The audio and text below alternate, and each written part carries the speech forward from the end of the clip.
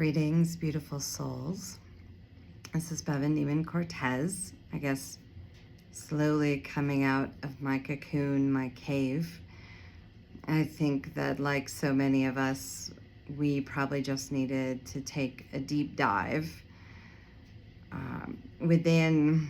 We needed to protect our energy, be in our private zone, so that we could take a look at the world and then make some crucial decisions about where we wanted to be in that space, given what is unfolding in front of us. So I've also been in that cocoon, and well, I'm not quite feeling ready to come out in the same way that you're all warm and cozy in your bed in the morning, and then you have to open the covers and get out and start the fire. You know, I'm reluctantly emerging, but I know that it's time, and maybe like you, I'm just taking it bit by bit, step by step, starting to become more social again and more connected again, and feeling like I have a deeper understanding of where I'm going and what my path is now. So the reason I've been so quiet is I had a series of life experiences which really broke me open in a lot of different and very important ways.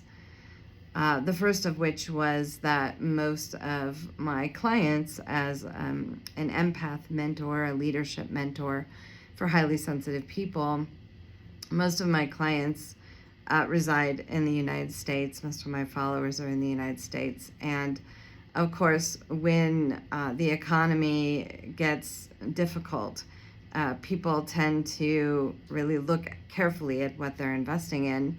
And my husband and I have done the same exact thing.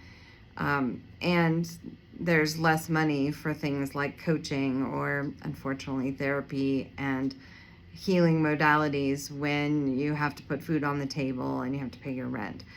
And I wish it wasn't that way. I wish that we had some social safety net, but unfortunately, this is the situation that so many of us find ourselves in. And so for all purposes, I lost my business that I had for 9 years. And you can still hear, the grief that I'm working through about that. But I've also known that that time and the contribution that I made to the empath field was enough. I did enough. I reached enough people. And as I saw more and more people begin to rise and step into that field, I became more and more excited that the momentum had gotten going. There was a very few number of practitioners when I first began doing that work. And now there are probably thousands or even tens of thousands across the world. So I feel good to be able to release that career direction, life purpose. I think sometimes we have more than one life purpose, and I've had a number of them. I mentored many children. I transformed many landscapes from something that was really water intensive and needed a lot of maintenance to native plantings and local materials. And so, I've worked with people, hundreds, maybe thousands of clients as an empath mentor. When we start to realize, like, I don't have to always keep pushing, and I don't have to confine myself to one particular thing. If I'm a multi-potentialite, if I'm a person that likes it and craves like new and novel ideas and projects and so forth, I don't have to constrain myself and continue to do that work forever if I feel in my heart and in my body that it is complete. right? So there is some sadness, but that's not sadness like I want to go back. I want to keep trying. Although I think there will be some synergies between permaculture and intuition and empathy, and I'm really excited to explore what that is. I feel okay with that time being done, and I hope that if you're stuck between two options, something you've done for a while, and it's an identity that you've held dear, and people know you by it, and you sort of get social cred for being that, but there's something else that's really calling you. I highly recommend at least exploring that other thing to see how it feels, right? And whether it resonates and whether it might be your next chapter. So in addition to letting my business go and stepping into this new direction, and I've been studying permaculture principles, ecological design, educating myself deeply about climate change, and also applying for part-time positions with environmental organizations. And I've been on that job search for some months now. It's, I'm learning. It'd been 10 years since I had a resume, since I've done any interviewing. So you kind of have to come up to speed. You have to practice. You have to put a lot of things out there and just see what comes back. There's some exciting opportunities coming up for January of 2026 in this field. And so, I'm eager to hear what may be the right direction for me to go in terms of this this focus on environmental education, on climate resilience, on land restoration, land healing, healing of communities, circular economies. All of these kind of things are really fascinating to me. How we can grow our food more in an agroforestry model rather than a monoculture model. I'm really deep into all of that. The science, the spirituality, all of it is really fascinating to me. So that's a real positive.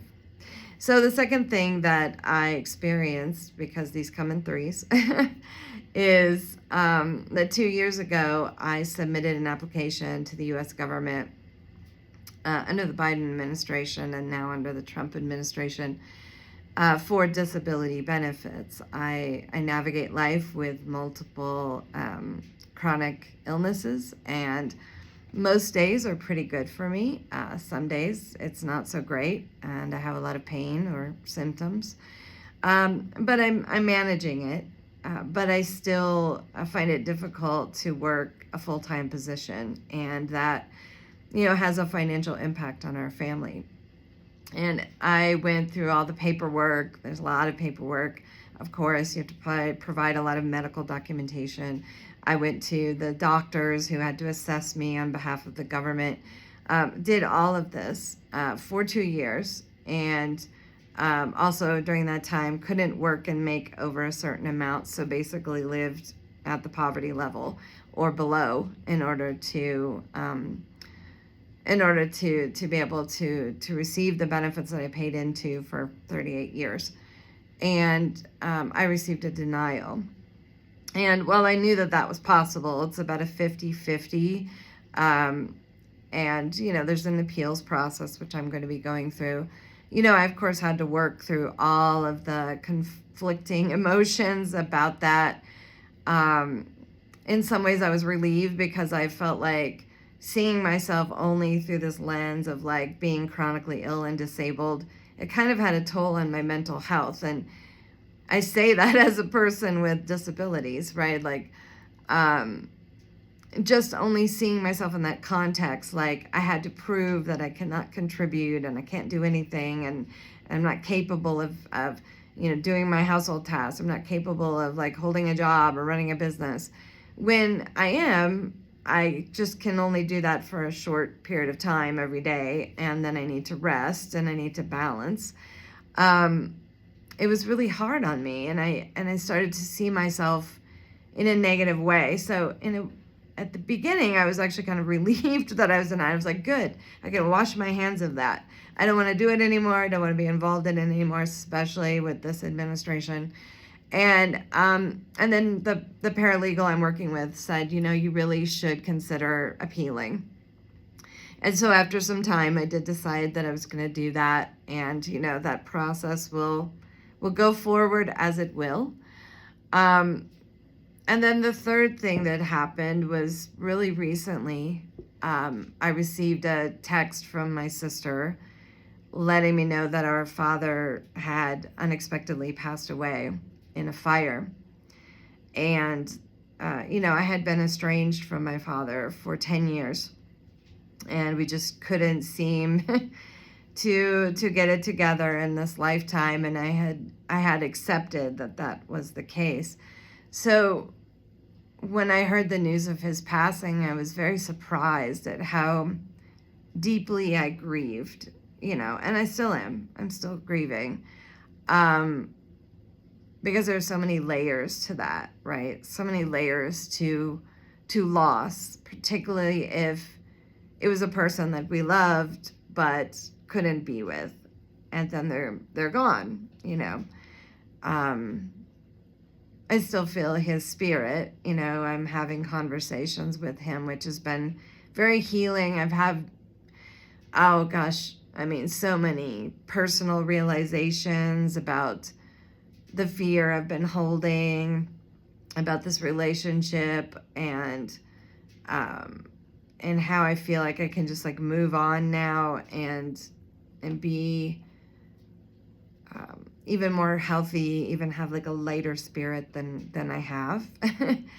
And definitely being here on this land, in this beautiful place in Mexico, with the quiet, just there's so much stillness here. If you just go out and there's a cave you can sit in, and there are ancient ancestor spirits and more recent ancestor spirits of the indigenous people. And the earth just receives. You can just shed, all of that stuff. All the layers of fear, anger, pain, rejection, all the things, right? You can just shed it and allow it to cleanse and purify you in a very grounding way. So we live here on a property that would be, for most of the world, it would be half a hectare, third of a hectare, about an acre for those of you in the United States.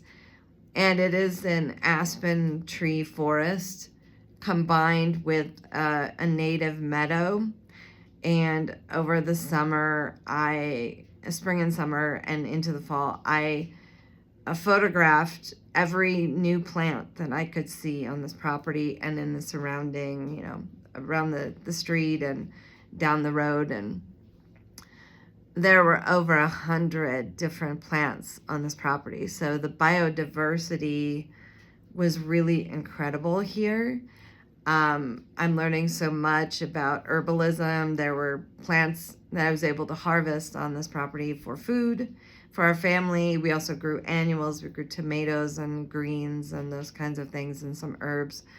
And then, able to harvest some plants for medicinal teas and poultices and different things that you can create. So it's been this space that has been able to hold me through a very exciting and emotionally draining transition from one person that I used to be, what I used to do, what I used to believe in, what I used to feel, to another person that I'm emerging into.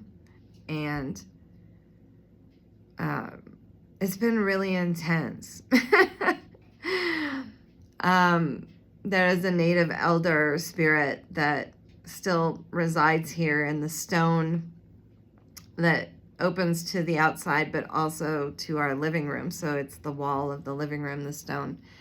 And he and I have conversations about what this land used to be. There are giant volcanic rocks, like larger than a car, larger than a truck, larger than a house, that are surrounding the entire property. So it's almost like being in a cocoon, right? And what he shared with me, the Tarahumara are the indigenous people here, and he is one of those people. I believe he was a shaman, whatever they call their spiritual guides. That, this used to be a community gathering place for their people. And he lived, and he frequented this land like 45 years ago. And then the Mexican government decided in this region, because it was becoming so popular for tourism, there is the Barrancas de Cubre, is about 30 kilometers south, and that is the Copper Canyon, which is larger even, I think, than the Grand Canyon in the United States. So it's really spectacular, and a lot of people come here from all over the world. And there's just a little small town. There's only 7,000 people here, and half of those people are Tarahumara. And they are world renowned for trail racing. They run in basically these handmade sandals, huaraches, and they frequently win these mountain running competitions where it's like 50 miles or 50 kilometers, right? They're long, through the mountains, up, down, into canyons and around. And they're just running in like a skirt and a pair of sandals and beating people who have like high-tech Nike gear and all that stuff. So they're really amazing people, very resilient. But a lot of their land, the Mexican government decided that it was okay to sell off, a good portion of this land, and so that people can move here and they could build a town and actually have a functioning town for tourism. And so this particular piece of land was one of those parcels that was sold to a Mexican resident, a Mexican citizen, our landlord. And, she wasn't doing anything wrong, but for him, this was a sacred site for their people. There are 7 caves along the back of this, and one of them has extensive like soot and ash on the ceiling, so you can tell that it's been used a long time. We found rocks that were flint knapped into scrapers and cutting knives. And anytime we find an artifact, we leave it in the cave, because you shouldn't take any artifacts that are not from your culture. It's really important to respect and honor that. And so he said, this was a sacred gathering space. They had dancing. They traded here. People sat in the sun, under the trees, and made weavings and crafts and ceramics and all those things. And it was a place for gathering, sharing knowledge. It's right through a path that, the street comes down this way and then another street goes out. So this was the path between. And it's just it's sad for me, because I feel his anger that there are people here. And actually, we've met a couple of people who rented this house before us and said it was haunted, that things would start flying, and I've actually experienced a couple of things with that. But I'm just gonna go no to the spirit. No. Setting boundaries with the spirit is fine.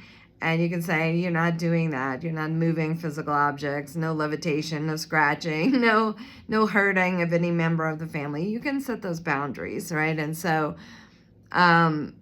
it's been really interesting, my friends, as you can see. I just keep thinking of like different stories to tell you as an update for what's going on. It's like, well, we're each on this different path, right? We're each walking through a time period which is a little bit unreal, and sometimes wants to have us disassociate and kind of float out. And I've done that a little bit, and I think it's okay, to do that a little bit. I think it's okay to occasionally transcend and like go up and kind of get a bigger picture view of these things. And then, of course, come back down and be rooted and grounded in the practicality of what you need to do.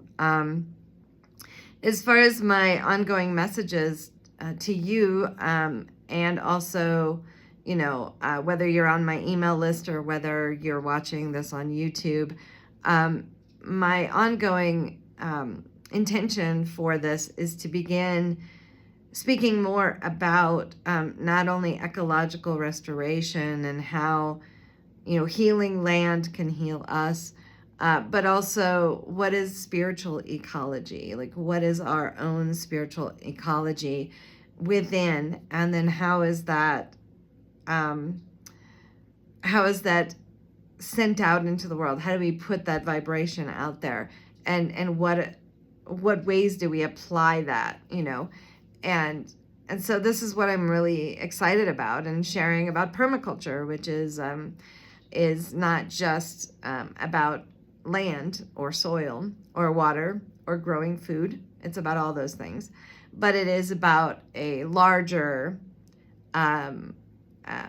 set of principles and ethics that really imagines society in a very different way, in a regenerative, circular way, rather than an extractive, not sure if that's a word, exploitative way, right? Where we're taking and we're using people, we're using the earth, we're using resources, versus we're identifying human needs, people care. We're identifying earth care. What does the earth and the planet and the local environment and the larger environment need? And then what is fair share? How do we distribute resources equitably, more equitably? So we're living in a time of great, immense income inequality in most countries. And permaculture has this promise over time, similar to the way socialism has a promise, that the people have the power and the people get to decide how resources are distributed, not just some people, but all people. And so it's really exciting, as I can, and as I'm beginning to open up and come out as a butterfly. I'm going to basically start, educating you on the things that I have learned and how it started to impact my own thinking about what's important and how I want to invest my time, and teaching these principles, these ethics, and these practices to others. So sharing, for example, I have been documenting the work that my husband and I did to mitigate flooding that came in to our home during the monsoon season in the summer, and how we built a rain garden and how that functions.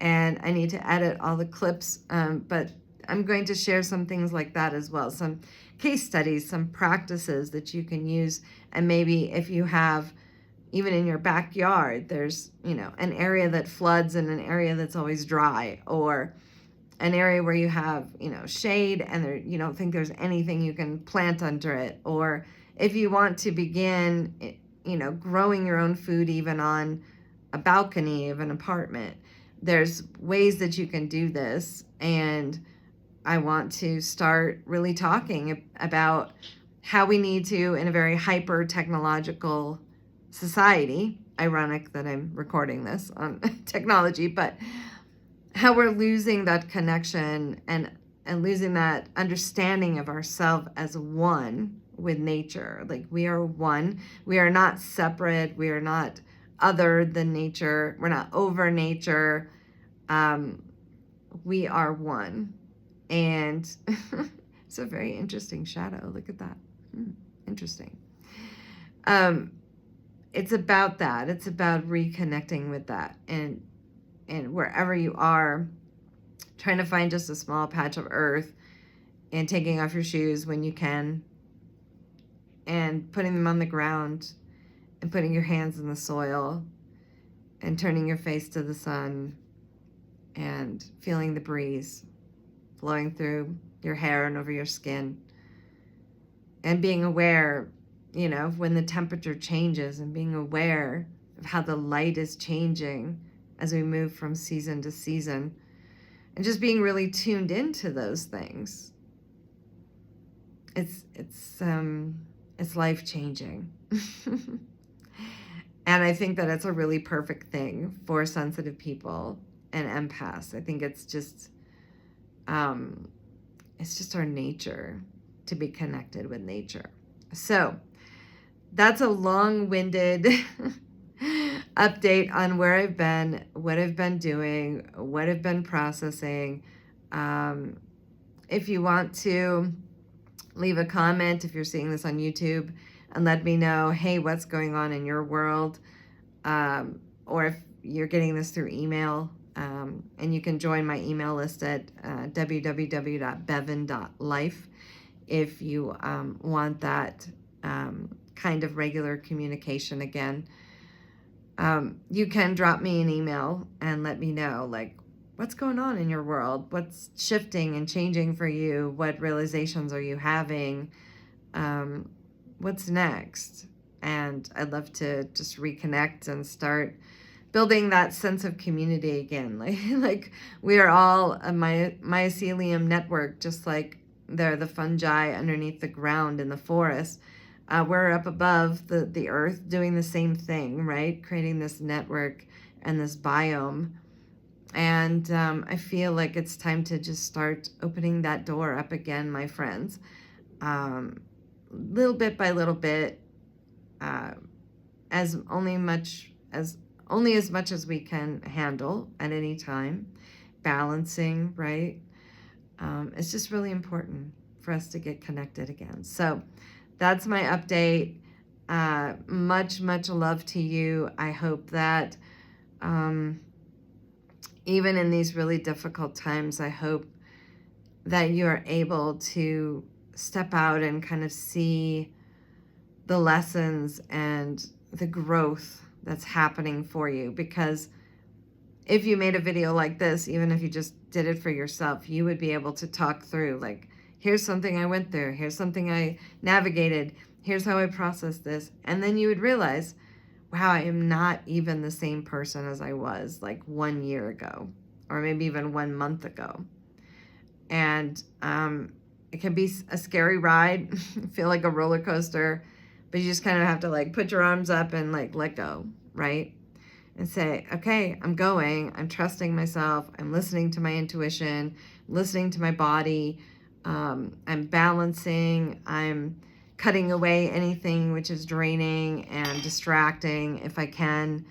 And then, just trying to focus, because, the energy that you have can also create a ripple effect, and I'm sure it has. You're out there doing amazing things, and even just like a kind word to someone you don't even know, or helping someone who's in need.